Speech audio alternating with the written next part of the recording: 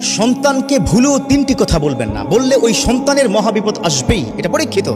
এখানে শেষ নয়, অনেক মুহাক্কিক ওলামায়ে কেরাম, অনেক আল্লাহর ওলি নিষেধ করেছেন, খবরদার সন্তানের সাথে এ ধরনের অন্যায় কথা বলা যাবে না। দেখুন, সন্তান আপনার আমার জন্য সবচেয়ে বড় নিয়ামত। আমার বিশ্বনবী তিনি বলেছেন, ইযা মাতাল ইনসান ইনকাতা আনহু আমালুহু ইল্লা মিন থালাত ওয়ালাদুন সালিহুন ইয়াদউ লাহু। যখন দুনিয়া ছেড়ে কোনো মানুষ চলে যায়, তখন ওই সন্তানটা ছাড়া তার আর কিচ্ছু থাকে না। তিনটা জিনিস জীবিত থাকে, তিনটা জিনিস চলমান থাকে। এক নম্বর হচ্ছে নেককার সন্তান, যে সন্তান তার জন্য দোয়া করবে। তো সেই সন্তানকে আপনি তিনটা কথা বলে তার কপালে মহাবিপদ ডেকে আনবেন, এটা কি হয়? একজন মা এত কষ্ট করে সন্তানটাকে পেটে ধারণ করেছে, আহা, এত কষ্ট করে সন্তানকে বড় করেছে, কত রাত ঘুমান নাই, কত রাত খান নাই। সেই সন্তানকে যদি আপনি তিনটি কথা বলেন, সেই সন্তান পর্যায়ক্রমে ধীরে ধীরে সে ধ্বংসের দিকে নিপতিত হয়ে যাবে, মহাবিপদ আসবেই আসবে। আল্লাহ আমাদের হেফাজত করুক। এক নম্বর কথা, সন্তানকে ভুলেও লানত দিবেন না। আমাদের মা বোনদের কিন্তু এই স্বভাবটা আছে। আজকে থেকে আপনারা গিয়া মা বোনদেরকে বুঝাবেন, খবরদার এগুলা করবে না। হুজুর বলেছে নিশ্চিত তার কপালে মহাবিপদ আসবে, কারণ রেদার রব্বি ফি রেদাল ওয়ালিদ, সাখাতার রব্বি ফি সাখাতাল ওয়ালিদ।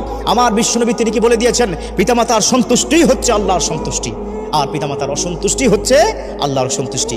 আপনি অসন্তুষ্ট, হয়তো রাগ করে, বা সে কোনো বেয়াদবি কি করে ফেলেছে, অথবা আপনার সামনে মিসবিহেভ করে ফেলেছে, তারপরে যদি আপনি তাকে বলেন, এই পোলাডারে জন্ম দিয়াই ভুল করছি, আছে না নাই, সমাজে আছে না এই কথা বলে, আহারে এই পোলাটা কেন যে হইল, আমার কপাল পোড়া, এত মানুষ মরে, এই পোলা কি মরে না কেন? নাউজুবিল্লাহ, একটা কথা বলে ফেলেছেন, আল্লাহ পর্যন্ত কিন্তু পৌঁছে যাবে, সারা জীবন কান্না করবেন, কাজ হবে না। তো এক নম্বর কি, এটা বলবেন না। ইভেন আপনারাও কিন্তু বলেন, আপনারাও কিন্তু কি বলেন রাগের মাথায়, আহা এই পোলা কি পড়াশোনা করে না, এই ছেলে আমার অবাধ্য, এই যদি কি মরে না কেন, সবাই মরে, ওই কেন কি মরে না, আছে না নাই, সমাজের মধ্যে এই কথা বলবেন না, এটা আল্লাহর দরবার পর্যন্ত কিন্তু পৌঁছে যায়। তো এক নম্বর কি, ছেলের প্রতি লানত দেওয়া যাবে না।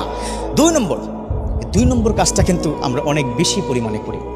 এই দুই নম্বর কাজটি করার কারণে আমার সন্তানটা নষ্ট হচ্ছে, সেটা হচ্ছে সন্তানের সামনে মিথ্যা বলবেন না, বা তাকে মিথ্যা শিখাবেন না। একটা ছোট্ট উদাহরণ দিই, তখন আপনারা ক্লিয়ার হয়ে যাবেন। মানে বাবার কাছ থেকে তার কোনো আঙ্কেল টাকা পাবে, অর্থাৎ বাবার বন্ধুর টাকা পাবে। তো টাকা পাওয়ার কারণে প্রায় তাকে ফোন করে, ফোন কি ধরে না, মাঝে মধ্যে কি বাড়িতে আসে। তো একদিন বাড়িতে এসে বলো, বন্ধু তুমি কি আছো বাড়িতে, আমার কি টাকাটা আজকে 3 বছর ধরে তুমি কি ঘোরাচ্ছ, কি দিচ্ছ না? তখন ওই ছোট্ট বাচ্চাটাকে তার বাবা শেখায়, গিয়ে বলো যে বাবা ঘরে নাই। কথা কি বুঝতে পেরেছেন? আবার মাঝে মধ্যে কিন্তু এই ক্ষেত্রে আবার উল্টোটাও ঘটে। যেমন সে গেল, গিয়ে দরজা খুললো, দরজা খুলে বলতেছে, কি ব্যাপার, তোমার আব্বা কোথায়? তখন ওই বাচ্চা ছেলেটা বলে বসে, কারণ সে তো মাসুম বান্দা, সে কি বলে বসলো, আব্বা আমাকে বলে দিয়েছে যে বলতে আব্বা কি ঘরে নাই। এবার কি বলুন তো কি অবস্থা? তো এই ধরনের দুর্ঘটনা ওই বাচ্চা যখন বুঝবে যে এই মিথ্যা, এই প্রতারণা করা যায়, তখন সে কিন্তু তার লাইফের বাকি অংশটুকু মিথ্যার উপর প্রতিষ্ঠিত হয়ে যাবে। একবার ওই সন্তানের সামনে যদি আপনি একবার মিথ্যা বলতে পারেন, আর মিথ্যাটা যদি আপনি সত্য মনে করে বলেন, তাহলে তার কপালে মহা বিপদ আসবে, কারণ এই সন্তানটা বিপথে যেতে দেরি হবে না। 3 নম্বর, এটা বর্তমান সময় সবচাইতে বেশি ক্রাইসিস হচ্ছে, বর্তমান সময় ফ্যামিলি ক্রাইসিস। সেটা হচ্ছে হাজব্যান্ড এবং কি ওয়াইফের মধ্যে যখন ঝগড়া হয়, সেই ঝগড়াটা কখনোই আপনার সন্তানের সামনে করবেন না। যদি করেন, আপনার প্রতি অশ্রদ্ধা, আপনার প্রতি ভালোবাসা তার কমে যাবে, আপনার প্রতি যে তার সম্মানটুকু ছিল সেটা নষ্ট হয়ে যাবে। এবং এখানেই শেষ নয়, সে কিন্তু বাইরে গিয়ে তার স্কুল অথবা কলেজ ফ্রেন্ডের কাছে বলবে, কি বলবো, সারাদিন আব্বা আম্মা ঝগড়া করে। এই বিষয়টা যদি তার মধ্যে ইফেক্ট হয়, আপনাকে সে মারতে পর্যন্ত দ্বিধাবোধ করবে না, আছে না? সন্তান তার কি পিতামাতাকে কি মারছে? একটা দুইটা ঘটনা, অসংখ্য ঘটনা এই বাংলার জমিনে আছে।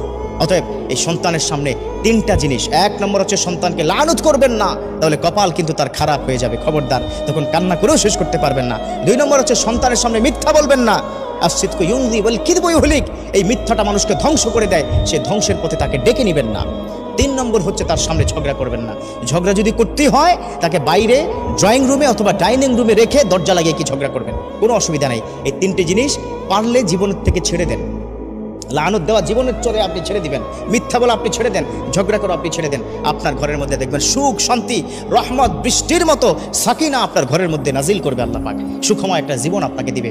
আল্লাহ আমাদের প্রত্যেককে বুঝার এবং মানার তৌফিক দান করুন, আমিন।